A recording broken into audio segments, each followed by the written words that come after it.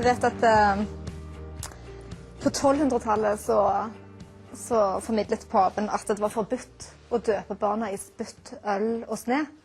For før i tiden så tenkte man at man måtte bare døpe barna i det man hadde for hånden. Det var ikke så viktig med vievann.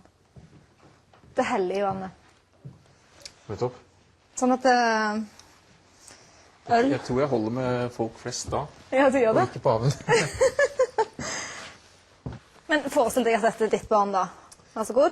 Ja. Og så går jeg og henter øl. Sånn gjør jenter av og til. Bare dytter det rett i fanget på en.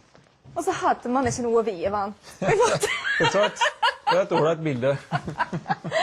Skal jeg bare tømme den i hodet på barnet? Ikke det? Ja, det blir liksom mer sånn. Ja. Ja, det er jo litt rart å tenke på. Jeg synes kanskje vi skal fjerne den ølflaska. Det er et eller annet merke ved hele det bildet der. Du vil ha med deg med andre ord. Nei, men det er kanskje ikke oppi vuggen. Nei. Her. Det kan jeg. Spor etter far. Ja. Du trenger ikke å støtte alt kirken står for ved å velge å døpe ditt barn i kirken. Nei, det Du kan velge å døpe ditt barn som en religiøs handling, eller som en kulturell, rituell handling. Av i nok så stor grad også egne grunner.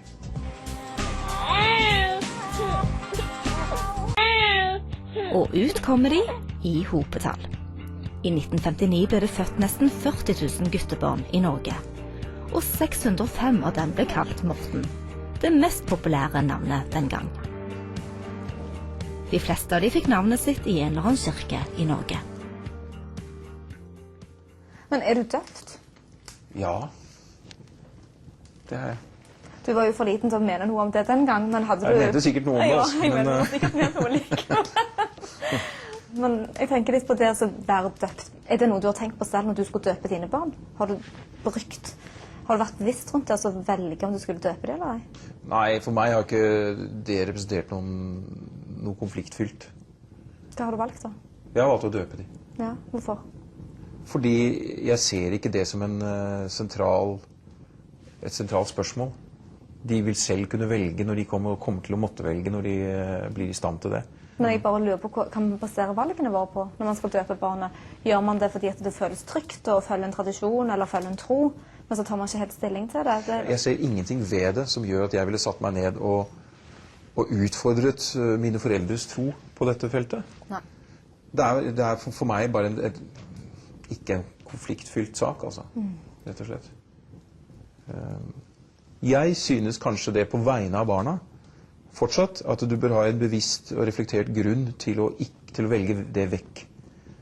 Da skal du være klar over hva du gjør, fordi du gjør noe som strider med det vanlige i miljøet. Og når du gjør det, så skal du ha en god grunn, en reflektert grunn til det.